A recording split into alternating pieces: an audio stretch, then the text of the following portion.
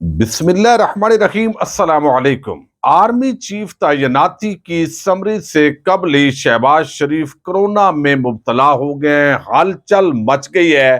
शहबाज शरीफ की बीमारी पर क्यों लोग यकीन नहीं कर रहे? क्या ये कहानी कुछ और है? इस पर हम वीडियो में बात करेंगे। Sania model town कत्लेआम Lahore high court के जजेस के गले पड़ गया है। ये भी एक अफसोसनाक सूरत हाल है। आज इस केस की लाहौर हाई कोर्ट में समाअत हुई है। इसका अहवाल आपके सामने रखना है। और इमरान खान ने सलीम साफी टोले की बैंड बजाकर रख दी है। ये एक दिलचस्प स्टोरी है। इसी से हम आज की वीडियो का आगाज करेंगे और मैं उम्मीद करूंगा कि आप समाअत करने के बाद हमेशा की तरह अपने कीमती फीडबैक से जरूर आगाह करेंगे। इस वक्त आप देख रहे हैं कि इलेक्ट्रॉनिक मीडिया प्रोपेगेंडा और फेक न्यूज की फैक्ट्री बनता जा रहा है। इससे पहले सोशल मीडिया एक्टिविस्ट कोई यूट्यूब पर बात करता था, कोई फेसबुक पर, इंस्टाग्राम या जो है वो ट्विटर पर, या आप देख रहे हैं टिकटॉक पर। तो इसको जो हमारे हामिद मीर सलीम साफी टोला था वो निशाना बनाता था कि देखा ये पीटीआई के ट्रोलर्स हैं, ये फलां है, ये अब इस तरीके से फेक न्यूज फैला रहे हैं। लेकिन इस वक्त इलेक्ट्रॉनिक मीडिया एक एजेंडे के तहत बाकायदा प्रोपेगेंडा करता है। रोजाना इनकी खबरें फेक बिल्कुल वाज़ेह हो जाती है, बजाय इसके कि वो शर्मिंदगी महसूस करें। हल्की सी तरदीद शाया करते हैं और पहले जो है वो पूरी तरह ढंडोरा पीटा जाता है। ये डॉन न्यूज हो या डॉन न्यूज़पेपर, फहद हुसैन आपको इल्म है इस वक्त जो मौजूदा वजीर आजम है, उनको सिला दिया गया है कि वो उनके मुआवने खसूसी हैं। और जब से वो गए हैं तो डॉन की जो क्रेडिबिलिटी है वो इंतहाई जो है वो खराब होती जा रही है। अब डॉन ने एक स्टोरी जो है वो शाया की। फाइनेंशियल टाइम्स को इमरान खान ने इंटरव्यू दिया। उस इंटरव्यू की वीडियो और ऑडियो भी मौजूद थी। लेकिन यहां पर जो कुछ डॉन अखबार ने लगाया तो उसको बुनियाद बनाकर, यानी कुछ हिस्सा डॉन ने गलत बयानी की, फिर डॉन से लेने वालों ने कुछ तर्जमे में अपनी गलत बयानी की। और इमरान खान का मौकफ देखो जी बदल गया है। अमेरिका के हवाले से इमरान खान का साजिश का बयानिया तबाह हो गया जी, बर्बाद हो गया है। और इमरान खान पहले भी यू टर्न लेता था। वो पूरा एक बेशरम टोला है, मैं उसको कहता हूं तबका मलामतिया। उन्होंने जमीन आसमान पिछले 24 घंटे से एक किया हुआ है। टीवी की स्क्रीनों पर प्रोग्राम हो रहा है। अब उसकी वीडियो मुंह पर मारी है इमरान खान ने। उसने कहा है देखो, मैं आज से 20 साल पहले भी यही बात कर रहा था और ये कुछ फाइनेंशियल टाइम्स जो है उसने गलत बयानी की है। कुछ डान वालों ने और बाकी जंग जियो और जो तबला नवाज हैं, घुंघरू तोड़ रहे हैं, उन्होंने तो कर दिया है। अब इमरान खान ने उसके अंदर कहा है कि ये साइफर आया है, अमेरिका ने ये प्लान की, यानी यहां पर गुफ्तगू की है पाकिस्तान के सफीर के साथ डोनाल्ड लू ने, और उसके बाद यहां पर अदम एतमाद आया है। लेकिन ये जुल्म और ज्यादती हुई है, मेरा मौकफ वही है। लेकिन अब ये 6-7 महीने गुजर गए हैं तो हम आगे बढ़ना है। हम अमेरिका से गुलामी वाले ताल्लुकात नहीं रखेंगे, बल्कि अमेरिका से दोस्ताना ताल्लुकात चाहते हैं। और हम ये नहीं चाहते कि खत्म हो जाए ताल्लुकात। तो ये उनका शुरू का मौकफ था। लेकिन एक घुंघरू तोड़ किस्म का माहौल बना दिया जाता है। अब जब ये वीडियो आ गई है तो इस वीडियो के बाद आप देखें कितने लोगों ने उस पर अफसोस का इजहार किया है, यानी दोबारा उसकी तरदीद छापी है। अब इस पर कितने लोग प्रोग्राम करेंगे? ये असल में वो बेहयाई, ये बेशर्मी है जो हमारी पाकिस्तान की मीडिया के ऊपर जो है वो एक नौसत की तरह छाई हुई है।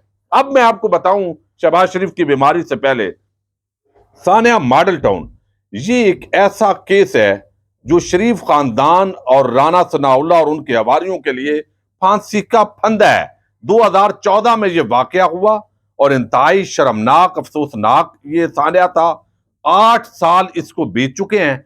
8 सालों के अंदर अब कभी ये मामला इंसदाद दहशतगर्दी अदालत में गया, वहां से जो 16 सियासी और अफसरान थे उनको इसके अंदर से फारग कर दिया गया, यानी शहबाज शरीफ, नवाज शरीफ, उनको इसके अंदर पेश ही नहीं होने दिया गया।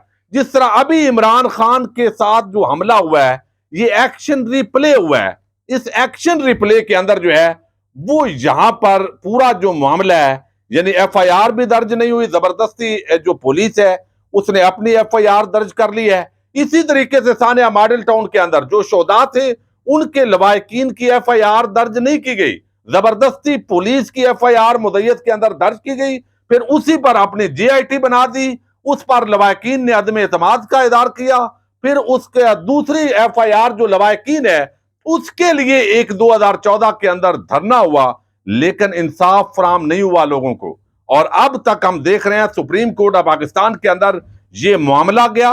سپریم کورٹ آف پاکستان کے جو چیف جسٹس ہیں انہوں نے حکم دیا کہ 3 مہینے کے اندر اندر یہ جو ان کا جے آئی ٹی جو سیکنڈ بنی ہے، دوسری جے آئی ٹی بنی، اس نے نواز شریف، شہباز شریف، رانا ثناء اللہ سمیت جو بڑا مافیا ہے ان تمام کے بیانات قلم بند کیے، لیکن چونکہ یہ لوگ زرداری شریف مافیا یہ ملک کا اثاثہ ہیں، ان کو ضائع نہیں کرنا، ان سے کام لینے ہوتے ہیں، کبھی ان کو تھوڑا بہت تھپڑ مارنے ہوتے ہیں ہمارے اداروں نے، اور کبھی ان کو کندھوں پر بٹھا کر اس ملک پر مسلط کرنا ہوتا ہے۔ تو یہی کھیل یہاں پر بھی ہوا، اور وہ کیس جو ان کے لیے پھانسی کا پھندا تھا اس کے اندر انویسٹیگیشن جوائن نہیں کرنے دی گئی، دوسری جے آئی ٹی بنائی گئی۔ جب تمام بیانات تقریباً مکمل ہو گئے تو لاہور ہائی کورٹ جو ویسے تو لوگوں کو انصاف دینے کے لیے پاکستان کے ٹیکس پیئر کا جو پیسہ ہے وہ ان ججز کی مراعات اور تنخواہوں پر لگتا ہے، لیکن انہوں نے سٹے دیا ہوا ہے، 3 سال ہو گئے ہیں، فل کورٹ ریفرنس بنا، یعنی 3 رکنی جو بینچ ہے اس نے اس کی نئی جے آئی ٹی کو روکا ہوا ہے، اور پھر آگے 3 سال ہو گئے ہیں جو یہاں پر یہ ججز جو ہے فل کورٹ جو بینچ ہے وہ کبھی پورا نہیں ہوتا، کبھی ٹائم نہیں آتا، 5 مہینے بعد سماعت ہوتی ہے۔ تو ثانیہ ماڈل ٹاؤن کا جو قتل عام ہے وہ اب ایسے لگتا ہے اگر توہین نہ ہو جائے تو وہ اس لاہور ہائی کورٹ کے ججز کے اس وقت کندھے کے ساتھ جو ہے وہ جڑا ہوا ہے، یعنی یہاں چونکہ انصاف کے قتل عام کے اندر تمام پارٹیز کا اپنا اپنا حصہ ہے، کوئی اندھا نہیں ہے، کوئی بہرا نہیں ہے، گونگا نہیں ہے، کیمروں کے سامنے یہ قتل عام ہوا، لیکن وہ تاریخی نہیں آ رہی، نارمل کیس ہے۔ پہلے جب سماعت ہوئی تو اس وقت جو ہے وہ ہم نے دیکھا ایک جج صاحب یعنی ایڈوکیٹ جنرل احمد اویس، اس وقت پی ٹی آئی کی حکومت تھی، پیش ہوئے تو بجائے اس کے کہ لواحقین کو انصاف دیتے، وہ جج صاحب اس احمد اویس پر چڑھ دوڑے کہ آپ نے توہین کر دی، یہ کر دیا۔ بھئی یہ توہین اگر ایسے ہی آپ نے رکھی تو یہ جو قتل عام ہے یہ توہین نہیں ہے؟ 3 سال سے آپ جے آئی ٹی کو روک کر بیٹھے ہوئے ہیں، کیا یہ عوام کی توہین نہیں ہے؟ کیا یہ ان لواحقین کی توہین نہیں ہے؟ تو ایک انصاف کا جس طرح قتل عام ہو رہا ہے، جس طرح ججز کے پاس ٹائم ہی نہیں ہے، تو ایسے انصاف کو لوگوں نے چاٹنا ہے، کندھے پہ اٹھانا ہے۔ تو یہ آج بھی سماعت ہوئی تو جسٹس علی ضیاء باجوہ ہیں، وہ چونکہ اس کیس کے اندر پہلے جب وکیل تھے تو وہ وکیل تھے پولیس والوں کی طرف سے، اب یہ 2 پولیس والوں کی وجہ سے یہ پوری کاروائی رکی ہوئی ہے، تو ان پر اعتراض کیا اظہر صدیق ایڈوکیٹ جو ثانیہ ماڈل ٹاؤن کے لواحقین کے وکیل ہیں، تو اس پر اعتراض پر وہ بینچ سے علیحدہ ہو گئے ہیں۔ اب 29 نومبر کو نیا بینچ بنایا جائے گا، اور پھر ایک آدھ جج جو ہے وہ پورا نہیں ہوگا، اور ایک تماشا جو ہے وہ بنا ہوا ہے، اتنا ہائی پروفائل کیس، لیکن یہ ممکن ہے، یہ جج صاحبان چونکہ تنقید زبردست طریقے سے برداشت کرتے ہیں، تو اس لیے میں نے ان کی بارگاہ میں یہ جسارت کی ہے کہ آپ اگر انصاف دینے کے لیے بیٹھے ہیں، تنخواہ لیتے ہیں گورنمنٹ کی، ٹیکس پیئر کے پیسے کی، تو یہ 14 لوگوں کا خون اور 90 لوگوں کو تقریباً جو براہ راست گولیاں لگی ہوئی ہیں، یہ توجہ فرمائیے، اور یہ جو ایک انصاف کے نام پر ایک ڈرامہ چل رہا ہے، میں سمجھتا ہوں اس کا جو ہے وہ تدارک ہونا چاہیے۔ لواحقین دھکے کھا رہے ہیں، تمام معاملات جو ہے بالکل سامنے ہیں۔ اب آرمی چیف کی تعیناتی کا معاملہ ہے، اور آرمی چیف کی تعیناتی کے جو معاملہ ہے اس کے اندر میں آپ کے سامنے رکھنا چاہتا ہوں، کیونکہ یہ بڑا پریشر ہے لندن کے اندر۔ اب تو باقاعدہ جو لندن میں نون لیگ کے صحافی ہیں وہ بھی یہ بات کر رہے ہیں کہ جو شاید یہ جو نئی تعیناتی ہے، جو زیادہ میڈیا کے اندر نام آ رہا ہے جن لیفٹیننٹ جنرل صاحب کا، وہ تعیناتی نہ ہو، اور ارلی الیکشن پر بھی بات ہو رہی ہے۔ تو یہ ایک پریشر ہے۔ عمران خان کا لانگ مارچ جو ہے وہ ابھی تو کہہ رہے ہیں کہ بالکل لوگ نہیں ہے، لیکن سمجھ ان کو آئے گی جب وہ راولپنڈی کے اندر پہنچیں گے، چونکہ لوگ بڑے سکون کے ساتھ آئیں گے۔ تو یہ ایک مشکل صورتحال ہے۔ اب ایک بندہ پہلے یہاں سے مصر جاتا ہے، اس ملک کا وزیر اعظم، وزیر خارجہ تو جب سے بنا ہے وہ لاپتہ ہو گیا ہے، اس کا پتہ ہی نہیں ہے کس کس ملک کے اندر کہاں جا رہا ہے. تو وہاں سے سیدھا لندن اشتہاری مفرور بگوڑا آدمی جو ہے وہ اس ملک کے اگلے آرمی چیف کی تعیناتی پر مشاورت کر رہا ہے.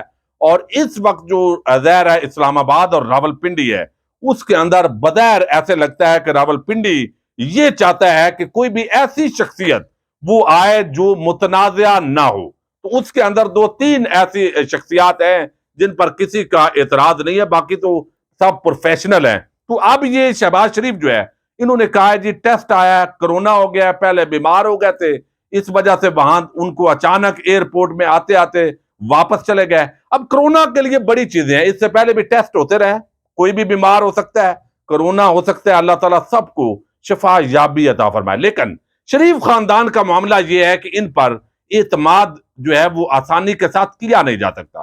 یہاں پر ایک بگوڑا اشتہاری سزا یافتہ مجرم، ملک کا سابق جو ہے وہ وزیر اعظم 3 مرتبہ رہا، لیکن جس طرح جعلی طور پر اس کے پلیٹلیٹس گرائے گئے، جس طرح وہ ڈرامہ کر کے اس کو بغایا گیا، تو اسی وجہ سے جب کوئی بھی شریف خاندان کا بیمار ہوتا ہے، حالانکہ اس پوری قوم کو دعا کرنی چاہیے، سیاسی اختلافات اپنی جگہ ہے، میں ذاتی طور پر یہی سمجھتا ہوں، لیکن اس خاص موقع پر جب آرمی چیف کی تعیناتی ہونے جا رہی ہے، سمریاں جو ہے وہ ابھی آنی ہے، سمری وزارت دفاع نے بھیجنی ہے، کنسلٹیشن ہونی ہے، لندن سے آ کر اچانک کرونا کے اندر مبتلا ہونا اگر واقعی ہوئے ہیں اللہ تعالیٰ شفا دے، لیکن اگر نہیں ہوئے اور یہ بڑی مشکل کے اندر پریشر میں یہ سارا کر رہے ہیں تو پھر بھی اللہ تعالیٰ سے ان کے لیے آسانی مانگنی چاہیے.